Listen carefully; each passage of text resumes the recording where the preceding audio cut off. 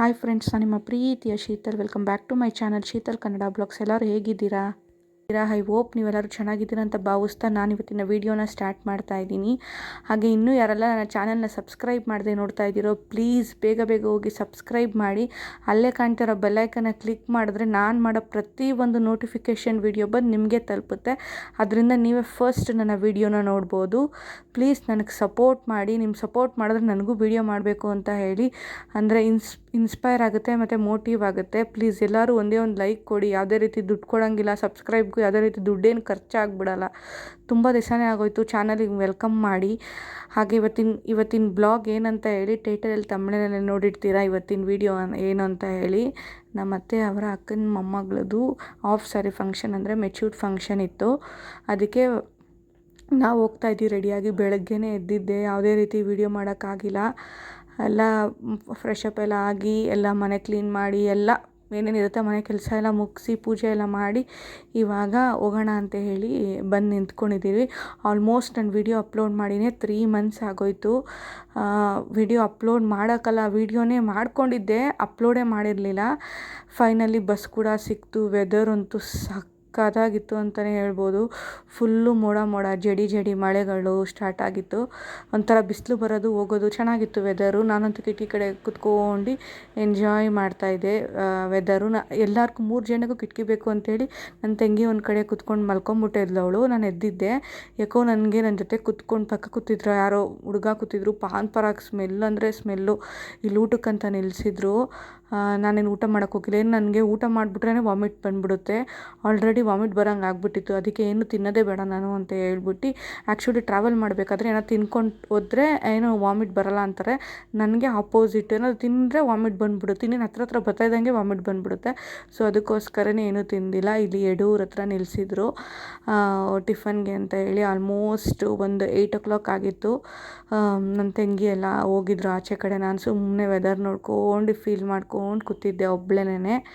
ಹಾಗೆ ತುಂಬ ದಿವಸನೇ ಆಗೋಯ್ತು ಈ ರೀತಿ ವೀಡಿಯೋ ಮಾಡಿ. ನೋಡಿ ನನ್ನ ತಂಗಿ ಹೇಗೆ ಕಾಣಿಸ್ತಾ ಇದ್ದಾಳೆ ಅಂತ ಹೇಳಿ. ಅವಳು ಕ್ಯೂಟಾಗಿ ಕಾಣಿಸ್ತಾ ಇದ್ಲು. ಹಾಗೆ ಡ್ರೆಸ್ ತೊಗೊಳ್ಳೋಣ ಅಂತ ಹೇಳಿ ಹೋದ್ವಿ. ನಮಗೆ ಅದು ಇಷ್ಟ ಆಗಲಿಲ್ಲ. ಅಲ್ಲಿ 1-2 ಅಂಗಡಿ ನೋಡಿದ್ರೆ, ಅದು ಬೆಳಗ್ಗೆನೇ ಅಲ್ವಾ, ನಮ್ಮ ಇಷ್ಟ ಆಗೋದು ಪ್ರಶ್ನೆ ಎಲ್ಲ ತುಂಬ ರೇಟ್ ಹೇಳ್ತಾಯಿದ್ರು ಮಾರ್ನಿಂಗೇನೆ. ಆವಾಗ ನಾವು ಸೈಜ್ ಆಗುತ್ತೋ ಏನೋ ಅಂತ ಹೇಳಿ ಸುಮ್ಮನೆ ಆಗೋಗ್ಬಿಟ್ರಿ. 2 ಅಂಗಡಿ ನೋಡಿದ್ರಿ.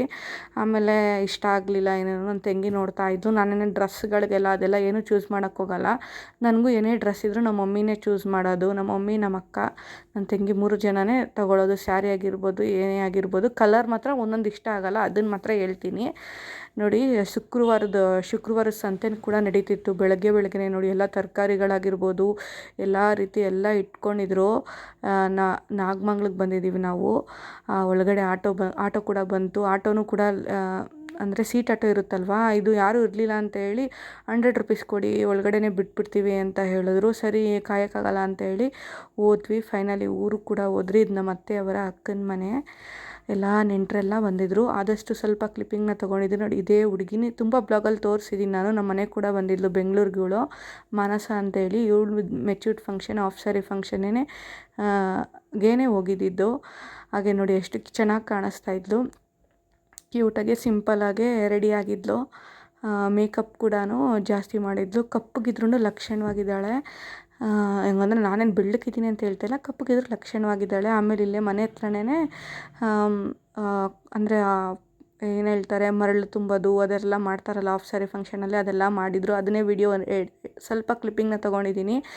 ಆ್ಯಕ್ಚುಲಿ ಆಫ್ ಸ್ಯಾರಿ ಫಂಕ್ಷನ್ ಇದು ಮೆಚ್ಯೂರ್ಡ್ ಫಂಕ್ಷನ್ ಮಾಡ್ತಾರಲ್ಲ, ಆಫ್ ಸ್ಯಾರಿ ಫಂಕ್ಷನ್ ಅಂತ ಹೇಳ್ತಾ ಇದ್ದೀನಿ. ಮೆಚ್ಯೂರ್ಡ್ ಅಂದರೆ ಏನೋ ಒಂಥರ ಆಗುತ್ತೆ ಅಂತ ಹೇಳಿ ಅಲ್ಲಿ ನಿಂತ್ಕೊಂಡಿದ್ದಾರೆ ನೋಡಿ, ಅವರು ನಮ್ಮ ಅತ್ತೆ ಅವರ ಅಕ್ಕಂದಿರು. ಅದನ್ನು ತೋರಿಸಿದ್ದೀನಿ.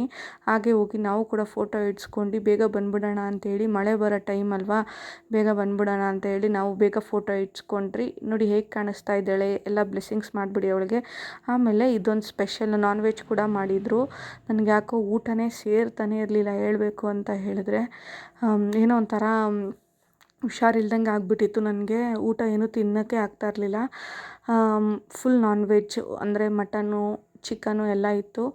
ಎಲ್ಲ ತಿನ್ಕೊಂಡು ಹೊಟ್ಟೆ ತುಂಬ ತಿನ್ಕೊಂಡು, ತುಂಬ ಚೆನ್ನಾಗಿತ್ತು ಸಾಂಬಾರೆಲ್ಲ. ರೈಸ್ ಎಲ್ಲ ಹಾಕಿಸ್ಕೊಂಡು ತಿಂದೆ. ಅದು ಬೆಳಗ್ಗೆನೇ ನಾನ್ ವೆಜ್ಜು ಅಂದರೆ ನಾನು ಟಿಫನೇ ಮಾಡಿರಲಿಲ್ವ, ಡೈರೆಕ್ಟ್ ನಾನ್ ವೆಜ್ ಏನೇ ಎಲ್ಲ ಹಾಕಿಸ್ಕೊಂಡು ಹೊಟ್ಟೆ ತುಂಬ ತಿಂದು ಹಾಗೆ ಸ್ವಲ್ಪ ಹೊತ್ತು ಅಲ್ಲೇ ಕೂತ್ಕೊಂಡು ಟೈಮ್ ಸ್ಪೆಂಡ್ ಮಾಡಿದ್ರಿ. ಯಾಕಂದರೆ ನನ್ನ ತಂಗಿನೂ ಮದುವೆ ಆದಮೇಲೆ ಫಸ್ಟ್ ಟೈಮ್ ಬಂದಿರೋದು. ಮೊನ್ನೆ ಜಾತ್ರೆಗೆ ಬಂದಿದ್ನಲ್ಲ ನೋಡಿ, ಇದೇ ಊರದೇ ನಾನು ವೀಡಿಯೋ ಅಪ್ಲೋಡ್ ಮಾಡಿರೋದು. ಮೊನ್ನೆ ಜಾತ್ರೆಗೆ ಬಂದಿದ್ನಲ್ಲ ಅದೇ ವೀಡಿಯೋ ಅಪ್ಲೋಡ್ ಮಾಡಿರೋದು. ಅದಾದಮೇಲೆ ವೀಡಿಯೋನೇ ಅಪ್ಲೋಡ್ ಮಾಡಲಿಲ್ಲ. ಊಟ ಎಲ್ಲ ಮಾಡ್ಕೊಂಡು ಫೈನಲಿ ನಾಗಮಂಗಲಕ್ಕೆ ಬಂದ್ವಿ. ಬಸ್ ಸ್ಟ್ಯಾಂಡ್ಗೆ ಹೋಗೋಣ ಅಂತೇಳಿ ಇಲ್ಲಿ ಕಡಲೆಪುರಿ ತೊಗೊಂಡು ನಾವು ಹೋಗೋದು. ಯಾವಾಗ ಬಂದ್ರೂ ಬಸ್ಸಿಗೋಸ್ಕರ ಕಾಯ್ತಾಯಿದ್ರಿ. ಫೈನಲಿ ಬಸ್ ಕೂಡ ಸಿಕ್ತು. ಜೋರಾಗಿ ಮಳೆ ಕೂಡ ಬರೋದು ಸ್ಟಾರ್ಟ್ ಆಗೋಯಿತು. ಆದಮೇಲೆ ನಾನು ಯಾವುದೇ ರೀತಿ ವೀಡಿಯೋ ಮಾಡೋಕ್ಕೋಗಿಲ್ಲ, ಮಲ್ಕೊಂಬಿಟ್ಟೆ. ಫುಲ್ಲು ಸುಸ್ತಾಗ್ಬಿಟ್ಟಿತ್ತು. ಅಷ್ಟೇ ಇವತ್ತಿನ ವೀಡಿಯೋ. ಪುಟಾಣಿ ಬ್ಲಾಗ್ ಆಗಿರುತ್ತೆ. ನಿಮ್ಮ ಬ್ಲಾಗ್ ಏನಾದರೂ ವೆದರ್ ಅಂತೂ ಸಖತ್ತಾಗಿತ್ತು, ಸಖತ್ತಾಗಿ ಎಂಜಾಯ್ ಮಾಡಿದೆ. ಇದೊಂದು ಪುಟಾಣಿಯ ಬ್ಲಾಗ್ ಆಗಿರುತ್ತೆ. ನಾಳೆ ಎಲ್ಲ ವೀಡಿಯೋ ಬರ್ತಾ ಇರುತ್ತೆ. ಇನ್ಮೇಲೆ ವೀಕಿಗೆ ಒಂದು 3 ವೀಡಿಯೋಸ್ ಆದರೂ ಅಪ್ಲೋಡ್ ಮಾಡೋಕ್ಕೆ ಟ್ರೈ ಮಾಡ್ತೀನಿ. ನಿಮ್ಮ ಸಪೋರ್ಟ್ ಬೇಕು. ಇದೇ ರೀತಿ ನೀವು ಸಪೋರ್ಟ್ ಮಾಡಿ. ನಿಮ್ಮ ವೀಡಿಯೋ ಏನಾದರೂ ಇಷ್ಟ ಆದರೆ ಲೈಕ್ ಮಾಡಿ, ಶೇರ್ ಮಾಡಿ, ಕಮೆಂಟ್ ಮಾಡಿ, ನನ್ನ ಚಾನಲ್ನ ಸಬ್ಸ್ಕ್ರೈಬ್ ಮಾಡಿ. ಪ್ಲೀಸ್ ನನಗೆ ಸಪೋರ್ಟ್ ಮಾಡಿ ಅಂತಲೇ ಕೇಳ್ಕೊತೀನಿ. ವೀಡಿಯೋನ ಸ್ಕಿಪ್ ಮಾಡ್ದಿರಾ ನೋಡಿ ಫುಲ್ ವೀಡಿಯೋ.